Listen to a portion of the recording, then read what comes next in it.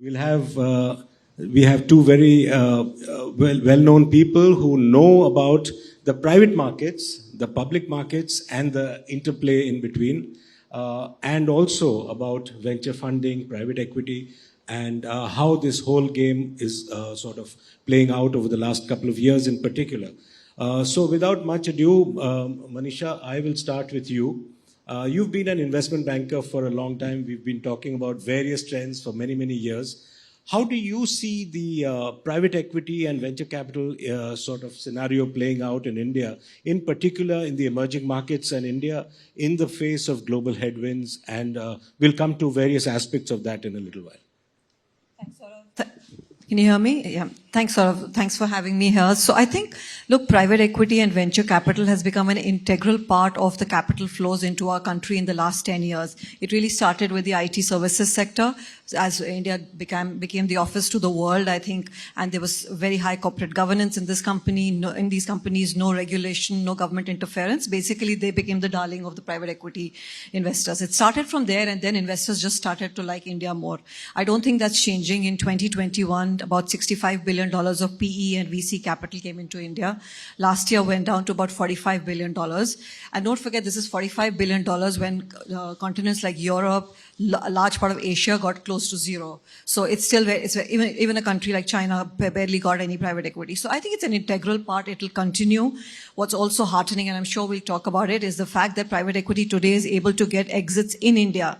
I remember when I started my career, if there was a private equity investor which invested in an Indian company, we would say, for an exit, let's go do an ADR, let's go do a GDR, or let's find a strategic investor. But today the Indian markets are so deep that you can easily get exits here. So I continue to be very confident that private equity will continue. There are certain sectors they like more than others. As I said, IT services, consumer, they like the whole play on the Indian demographics. But off late, what is heartening to see is that not just private equity, but sovereign wealth funds have come in. The Canadians, the Middle Easterners, putting in very large checks, and they're going across these sectors. They're not just staying in the traditional consumer IT services where exits are very easy, but they're also going into infrastructure, roads, ports, etc. Renewables is a big play. So I think in India, I'm very positive that they'll continue. Emerging markets, I think the countries they like are probably the ones which play the China plus one strategy well, the countries like Taiwan, etc. Beyond that, I think the other countries will struggle because capital is scarce, leverage is scarce, so it will tend to find a home where you can have easy liquidity exits, and that's not too many of them.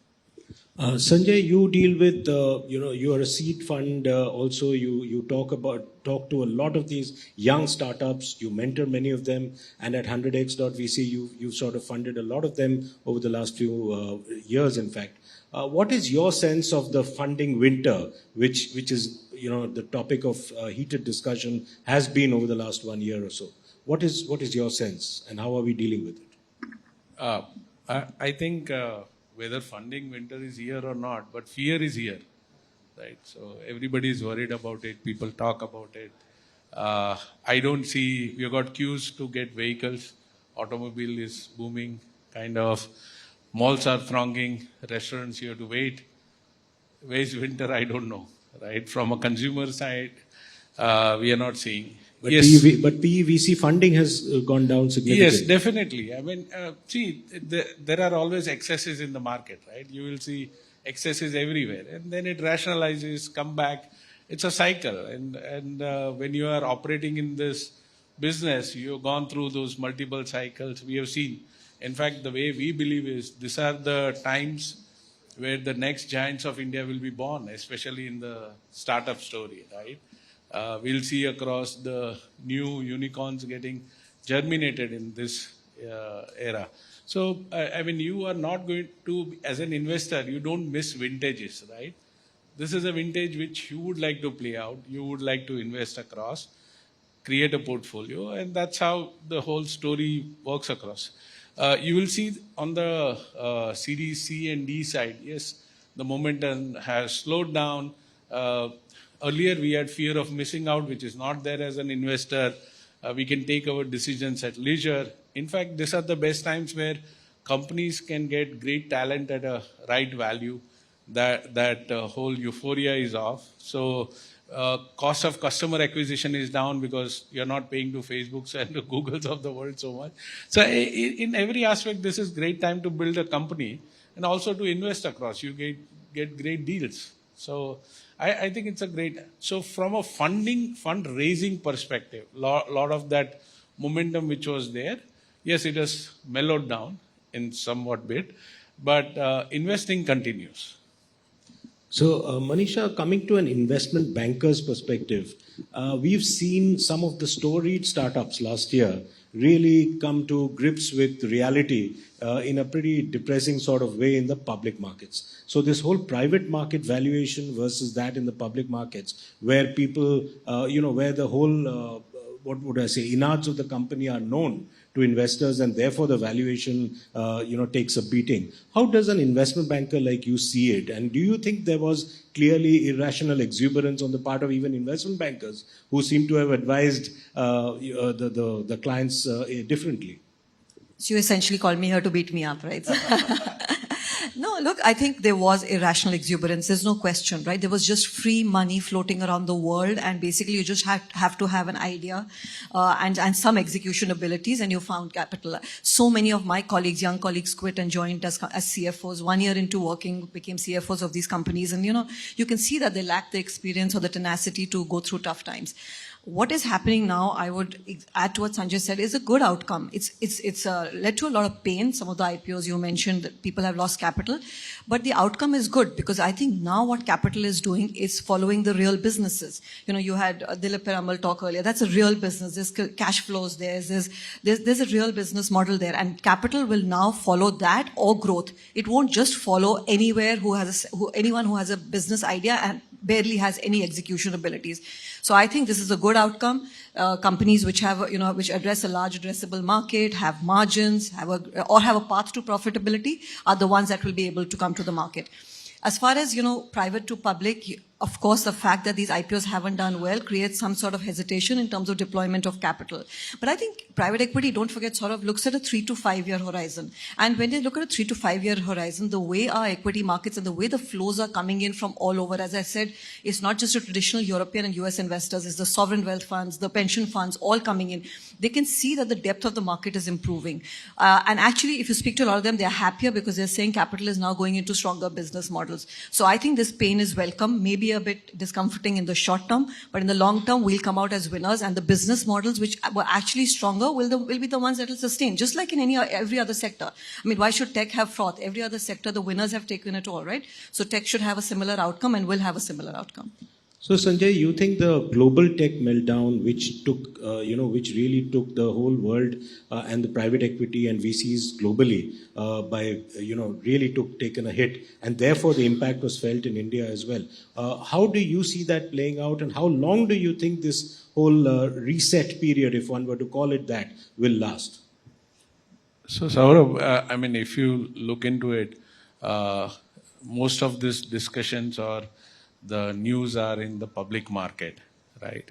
Which is more of a secondary market. For us, we at Venture Capital, we do primary investment. We invest in the company. Capital goes to build a company.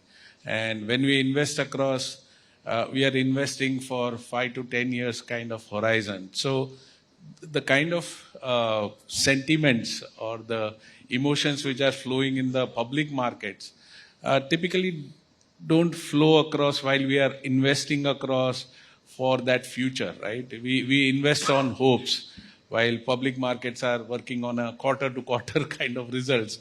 So it's a very different temperament in the venture capital side. But Sanjay, there are large venture capitalists who have also taken a big beating because of the kind of problems they've faced both globally and in India. So right. The large venture funds, you're talking about, the smaller ticket size, but there are large venture funds who are today struggling, and you keep talking about them, you keep hearing about the biggest names who have really been storied investors in some of the well-known companies which have grown. How do you see that? Also on the PE side, it's also a problem where the limited partners will also be forcing people the private equity funds to take a very hard look at some of the new investments. So do you think it's all that easy for us to say that, it's okay, it will tide over in a bit? It will tide over for sure. India at least is insulated from my perspective. I'm very bullish on India, and I would advise anybody betting against India not to kind of do it. But see, it's all about your, as an investment, it's all about your risk muscle, right? What's your appetite? Where are you seeing across investing? If you are investing, for a long-term basis, well, India is the only shining piece within the whole world where you got so many opportunities happening across. So I'm not at all worried across, even for the large VC guys who are coming at a later stage. Their entry points are phenomenal, and the companies are getting built out. And I'm sure with this signaling which has happened across the funding winter, the scare which founders have seen across the fund managers, everybody's alert. Everybody's tightening their belt and trying to see and steer the ship so that the things and the outcome are much, much better across, aligned to possible how the public investors react to the startups kind of stuff. So I'm sure we are quick learners. We'll learn quickly in that sense. And, but there is a mindset with investors, right? Most of them, if you look into it, the fear of loss is more bigger and motivator than, income kind of generating income. So I'm sure the sentiments will correct. Manisha, you keep having discussions with the largest private equity players who want to come into India. You talked of sovereign wealth funds as well. We recently did a story in Business Today about the dry powder. Globally also and in India, people are sitting on a large amounts of dry powder but scared to deploy or maybe hesitant to deploy right now. What is your sense on that? So I think, if I could just connect to your earlier question also, I think the funding winter, as you call it, I think we're probably seeing the last leg of it. I think the markets have pretty much discounted all of the shocks, hopefully all of the shocks, the supply chain shocks, the war, China's reopening, which is actually a good thing if China reopens, supply chains reopen, demand comes back, exports will improve. So I personally think the second half, you should see more capital coming in, you should see people deploying more capital. And through the whole last 6-8 months, to Sanjay's point, you've actually seen sovereign wealth funds, pension funds deploying capital quietly, right? They've actually even gone and bought into some of the listed IPOs that you talked about, which are doing poorly. They were, said there's a trade here, there's a rebound trade here to be done. But if you speak to all of them, just given what's happening globally, they see India as the only market which is showing growth. You and I debate and agonize on whether it's 6% or 7%. Don't forget the rest of the world, you're anywhere between -1 to 2.5, right? So, and at a scale, right, with the 5th largest economy in the world now. So I think you'll see deployment. You're seeing some deployment already. You saw a fund like CPPIB, which basically does minority investments, come and take a large majority stake in Renew Power. So that's how positive people are on renewables in India. India has 100 gigawatts of capacity in renewables. China has 10x of that. China literally puts on that capacity every year. So, things like renewables, etc., deployment has continued consistently. When will it become more wider? I think in the second half, with inflation coming down, rural demand coming back, I think you'll see consumer staples, etc., also see higher demand. So I'm quite confident that you'll continue to see capital come into India in larger volumes and values in the second half.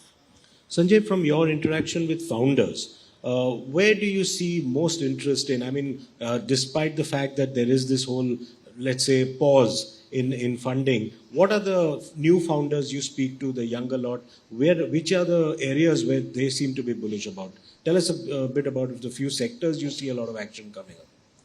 So investment trends, in the startup early stage, a lot of innovations are happening in the EV space. So there are basic inputs which people see across. Like today, if you look into it, the industry incentives, the infrastructure which is getting created in EV is propelling the whole industry kind of. And a lot of the innovations are happening in the space. Like for example, challenge with saying that batteries are getting fire or something. So there are new innovative battery technologies which are coming, the battery swapping, the infrastructure charging. So that's one space. Next is generative AI has been a big boom kind of. The AI earlier was very different than what we are seeing now.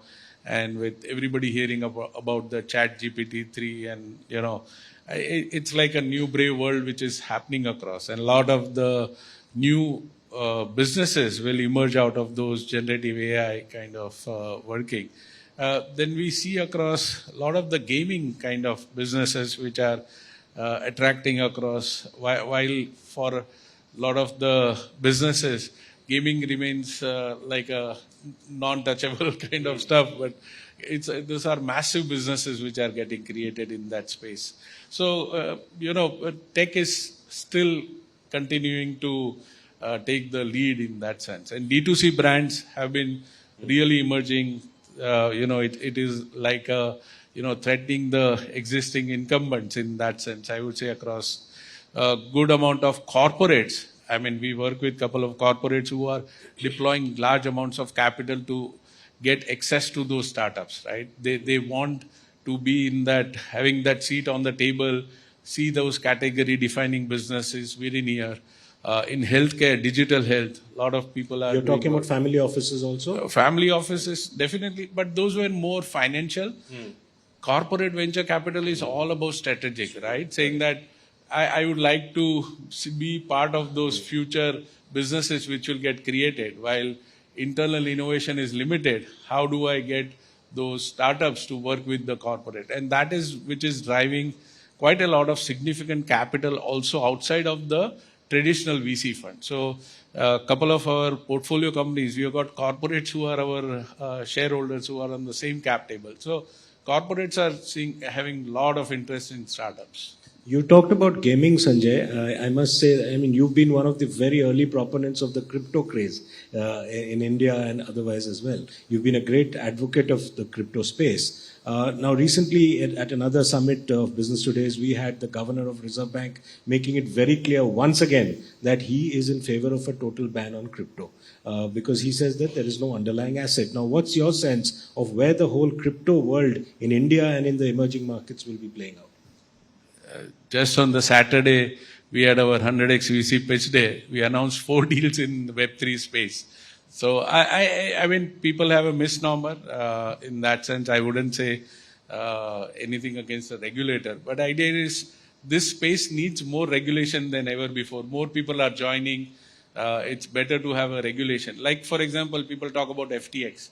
Now, that was a challenge because there was no regulation. Assuming an exchange having the ownership of an asset, why don't you have a custodian outside? Like no exchanges hold across the asset.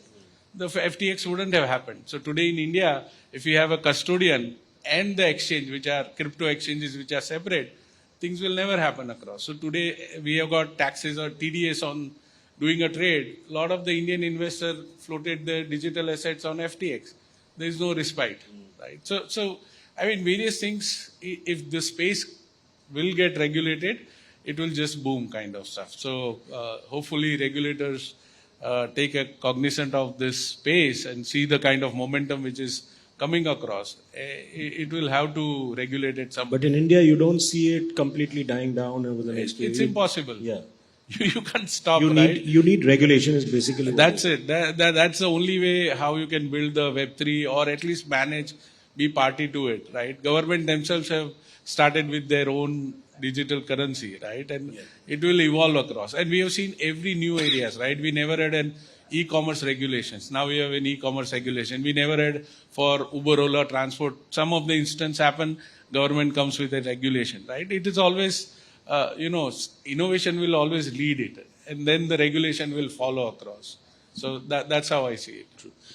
Manisha, I'll split my question into two. One is, which are the areas where you see PEs and sovereign wealth funds coming in and really looking at, particularly in India, which are the sectors you see them really getting interested in, number one? And number two is, do you see, as IPOs also get withdrawn, many of these IPOs which were planned are waiting, some of them have been called off. Do you see that because of PE exits, do you see a lot of consolidation also coming up in the next couple of years maybe?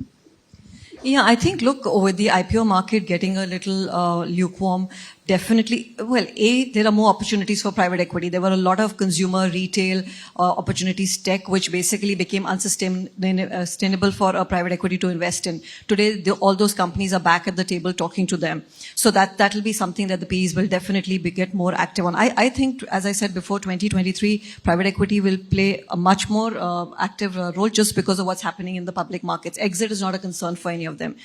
Sectors, basically consumer, pharma, whatever plays on the Indian demographics is something that's very attractive. I think what we've done sort of in the last few years is the structural reforms that India has undertaken. We've used technology as such an inclusive tool that we basically integrated Bharat with India. So, you've got 60% of rural India, which basically now through e-commerce, etc., is integrated into the mainstream. Then, you have disruptive technologies like you have ONDC, OCEN. The OCEN will lead to, more disruption with banks, traditional banks. You'll basically have cash flow lending. So that will lead to different fintech models. ONDC will lead to more sellers and buyers coming onto the more formal platform. So all of these, brands which you and I don't even know about through rural India will get capital because, they have such access and reach and distribution. We hear about a lot of large cap multinationals saying growth is slowing down in rural India. When I talk to people in rural India, they say that's because, let's say a Tata Salt is replaced by a very domestic brand which you and I haven't even heard of. And that's now getting such scale, governance around it because of certain VCs going in that you will see capital follow there too. So, much wider capital flows will come in, much deeper capital flows will come in, but I think they will definitely follow cash flows. I think the days of just following an idea and just top line and, companies which were just racing to get that growth number because we were all getting valuations which were a multiple to sales, those days are gone. Where's the EBITDA? Where's the cash flow? Where's the earnings? That's the mantra now. Do you also see some of these IPO plans coming back but in a much more realistic valuation level? Absolutely. Not just as IPOs, you may just see reverse mergers into listed companies. You may see consolidation into large caps. A lot of the tech companies, as you've seen, the large caps in India, the traditional companies are integrating with them, Reliance, Tatas, Birlas, etc., leading because, also online and offline need to be combined for the last mile connectivity. So you'll see mergers. You may see mergers into listed companies. You may see mergers of scale. And then come back into the public markets with a more sensible, scaled-up idea. So definitely, I don't see people saying, look, nobody's throwing the baby out with the bathwater. People are saying, come back with a sensible business model with valuations linked to EBITDA, and then there is a positive outcome. You agree, Sanjay, that the valuation, craze has now completely gone, and now we will be witnessing a stage of much more realistic valuations overall? See, as an investor, you change colors continuously. Right? If you say that, okay, I'll be doing this only, and you have no market, right? So as an investor, you change positions as the market changes its, color kind of, and you align to it. And that's where things are happening across, where the sentiments were bullish, people were able to price, at a different level. Today, the founders understand, the investors understand, and they price it at a much different level. But the underlying thesis of saying that are investors or retail investors interested in new age companies, I would definitely say yes. Look at the kind of numbers what a TV show is getting. Like it's now touching to what IPL was. It's crazy. It's unbelievable the way people are viewing that. It's a reality show, but the way it is being accepted and people are talking across. Including, a lot of those guys who never understood how startups work, suddenly come up to us and ask across, is this how you behave? No, we don't behave like that, kind of in doing a transaction. So it's unbelievable. India, everybody is now looking upon startups and new age company with a much different lens. We are running out of time. Manisha, I think I'll just ask this question to both of you, but first to you, Manisha. This also brings us to this whole issue of governance. I mean, that's been a recurring theme over the last 1.5 years in terms of the kind of tremendous unfortunate incidents we've seen in some of the storied startups. I don't want to get into names, but we all know who they are. What is your sense? Are startup founders, private equity, venture capitalists getting much more, tough on these, and what is the way out?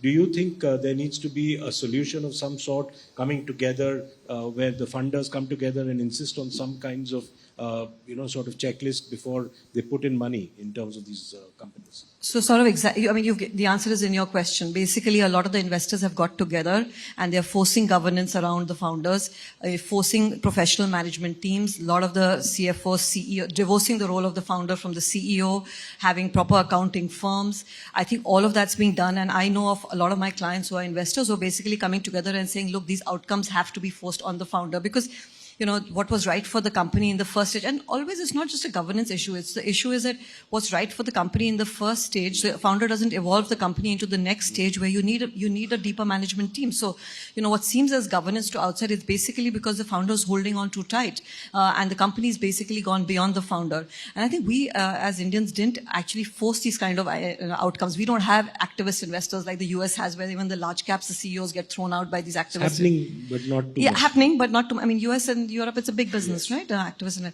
It's not the case here, but it's happening now, maybe not as aggressively as in the US, but definitely investors are very clear that they are not going to have the kind of tolerance that has happened in the last 2 years, where the founder basically convinced them that he's invincible and, to the company, and without him, the business model doesn't exist. I think everyone's moved beyond that threshold. Sanjay, you see founders becoming wiser now after the hits of last time? I mean, hits in a negative sense? So I wouldn't put founders in that bucket, because most of them have good intentions.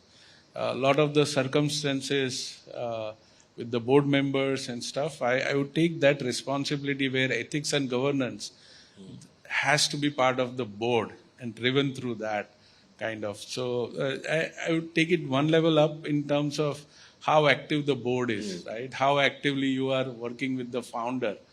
And if you have the right questions, definitely founders will align kind of stuff.